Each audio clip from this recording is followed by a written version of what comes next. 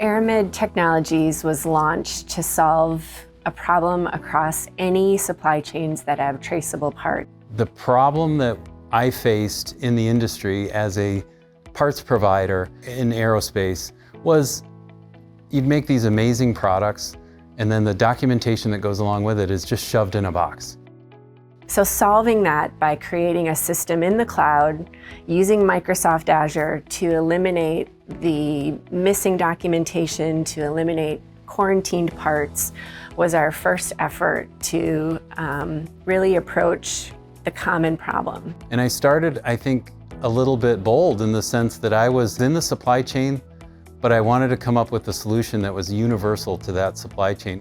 Paperwork was holding up payments, it was putting parts on shelves, and it was creating a lot of frustration, especially from a sales perspective. If you have angry customers, you can't really do a lot of upselling. I did a search on my computer to help find a developer to help me build the first version of SmartCert. And I found that person, and I happened to find a Microsoft Gold provider that was 1.5 miles from my location. SmartCert is powered by the Microsoft Azure platform, primarily using Azure functions and app services, but we're also using the storage containers, notification queues, even Azure Front Door to manage all inbound and outbound traffic. As a startup, our budget is extremely constrained, so it's really important for us to manage scalability such that we don't wake up tomorrow and notice our costs have doubled.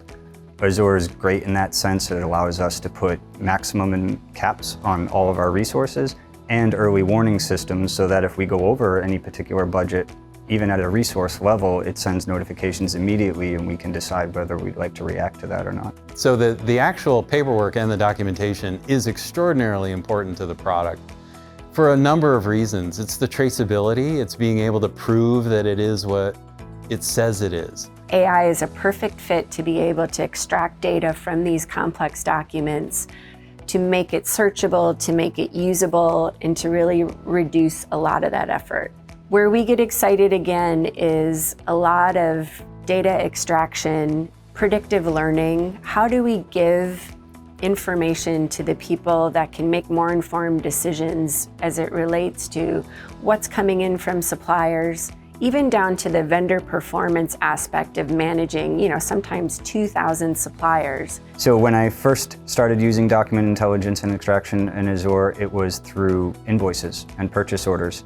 But now that they offer a custom extraction model based on the neural technology as opposed to template-based, we've adapted it to material test reports and to federal regulation forms around processing aircraft maintenance logs and making sure that aircraft components are safe for flight. What I'm most excited about with OpenAI is its ability its natural language models, where our customers particularly, can simply ask it questions, and using our data as the back end, it can deliver human-style answers to customers in the format they want, much better than us generating reports or writing queries into the database to try to produce this data. One of the things that a customer came to us asking is I'd like, every time I receive a material test report, I want to know if it's in compliance of a particular specification for that part. And now they can simply ask it. So for us, it's about using AI to digest content using natural language models. Humans desire to talk to the machine or type to the machine and actually get a digested response out. One thing I personally love that Azure has enabled us to do I could have never done in the startups of my past was to experiment. There are dozens of different resources, AI options, AI tools, computational algorithms that Azure makes available, and all of them you can try for virtually free. So one of the most confusing parts for us about Azure was the number and scope of resources. Pretty much anything you want to do will be there somewhere, and it can be difficult to navigate that. And that's where Founders Hub was helpful, because we could actually speak to a person and describe to them what we're trying to do, and they pointed us in the right direction of what resources we should experiment with and what we should look to.